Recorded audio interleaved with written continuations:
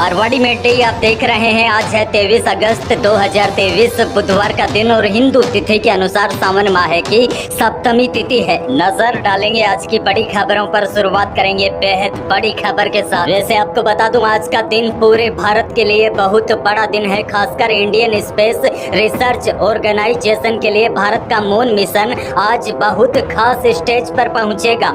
आज शाम 6:30 बजे भारत का चंद्रयान 3 चांद की धरती पर लैंड करेगा।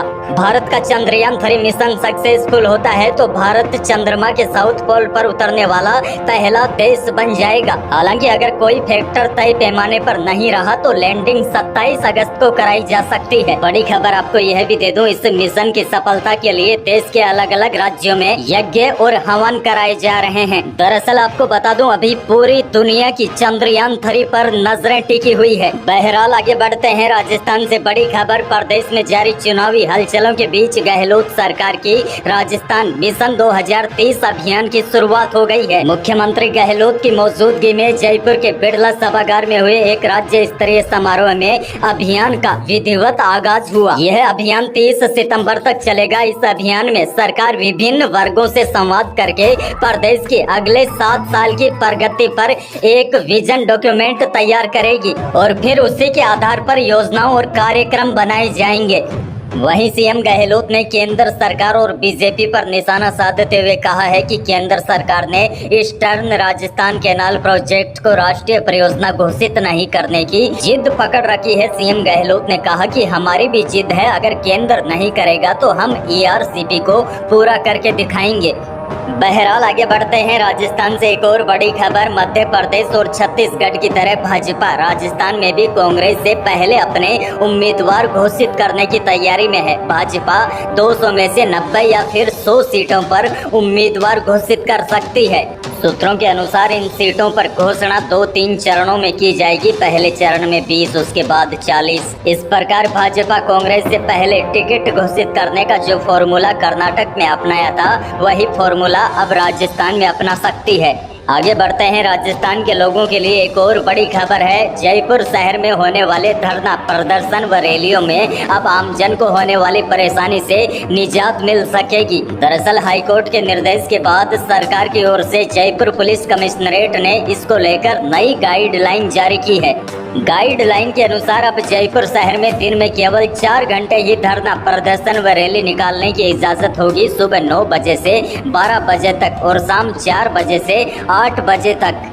और इस दौरान भी शहर की मुख्य सड़कें व चौराहों पर जाम नहीं लगाया जा सकेगा। दरअसल 1 अगस्त को बीजेपी के नहीं सहेगा राजस्थान अभियान के तहत रैली निकालने पर लगे जाम के बाद हाईकोर्ट ने सरकार को निर्देश दिए थे कि धरना प्रदर्शन व रैलियों को लेकर नई गाइडलाइन तय करे ताकि लोगों को परेशानी न हो। आगे बढ़ते हैं। एक और बड़ी खबर। रेलवे राजस्थान को एक और वंदे भारत एक्सप्रेस ट्रेन की सौगात देने की तैयारी कर रहा है। राजस्थान में जयपुर से उदयपुर के बीच तीसरी वंदे भारत एक्सप्रेस ट्रेन चलने वाली है। रेलवे के सूत्रों के अनुसार जयपुर से चंडीगढ़ के बीच एक और वंदे भारत एक्सप्रेस ट्रेन चलने जा रही है। बड़ी खबर यह है, इस ट्रेन के चलने से 3 राज्यों की जनता को सीधा फायदा होगा। इसमें राजस्थान, हरियाणा और पंजाब राज्य शामिल है।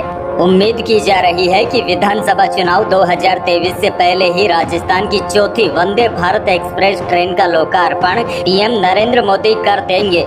आगे बढ़ेंगे। राजस्थान से एक और बड़ी और दुखद खबर। सवारियों से भरी जीप पर ट्रक पलटने से 6 लोगों की मौत हो गई, जबकि 12 घायल बताए जा रहे हैं। यह सभी जीप में सवार थे। घटना दौसा जिले के मंडावर रोड पर मंगलवार दोपहर करीब 1:30 बजे की है। जीप में कुल 18 सवारियां थी, जिसके ऊपर एक ट्रक पलटने से 6 लोगों की मौत हो गई। बहरहाल आगे बढ़ते हैं। राजस्थान के मौसम से जुड़ी बड़ी खबर है। बंगाल की खाड़ी में बने सिस्टम के असर से तीसरे दिन यानी कि मंगलवार को अलवर भरतपुर में बारिश हुई, लेकिन उधर पश्चिमी राजस्थान के कई जिलों में तेज हवाएं चली, जिससे फसलों को नुकसान पहुंचा है।